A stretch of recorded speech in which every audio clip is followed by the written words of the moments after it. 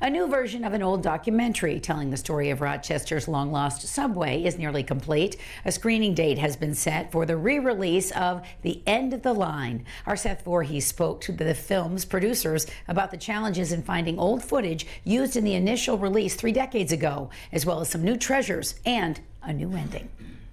I just think this is one of the better ones. For Mike Champlin. It's been awesome. And Fred Armstrong, the 5-year project. So we have that one shot. Started out of COVID lockdown boredom. So I reached out to Fred and said, hey, you busy? And he said, not really. And I said, what do you think of working on the subway again? The subway. You just sit back, relax, and enjoy riding it. Pertaining to the documentary the pair first completed in 1994. And now we got the smoke and a push. One that's getting a new look. Yeah. And a new ending. One of the biggest challenges was something that completely surprised us. We thought originally it was going to be working with the physical media, but it turns out it was finding the physical media that was the hardest part. After its initial showing, The End of the Line, the story about Rochester's long-lost subway, came out on VHS and DVD. And the whole idea of us doing this is to make it look as good as we can. Which includes enhancing old photos using movement and 3D, done at Armstrong's Animation Studio. Yeah,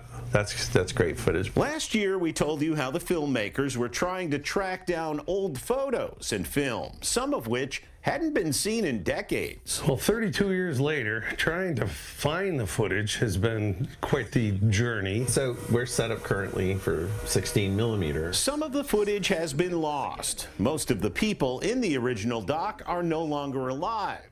They have been able to uncover some images not in the original film. So there's going to be stuff that we didn't even know existed. Drone footage and new interviews mixed in with the old will all be part of an updated, modernized production telling the story of America's first small city to build a subway, and in the 1950s, the first to shut it down. The story originally ended on a rather maudlin End of the Line was the name of it. In this version, we are rewriting the third act to more accurately reflect the fact that Rochester hasn't let this go.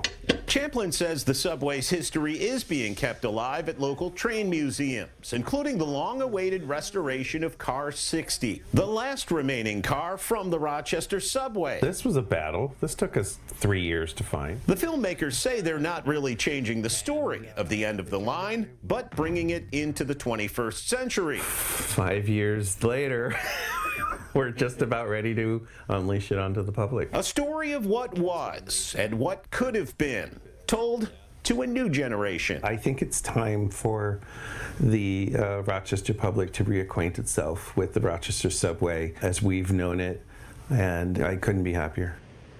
In Rochester, Seth Voorhees, Spectrum News. Seth, thank you. That is going to be so cool to see. Well, the updated version of The End of the Line is scheduled to premiere on February 7th at the Little Theater in Rochester.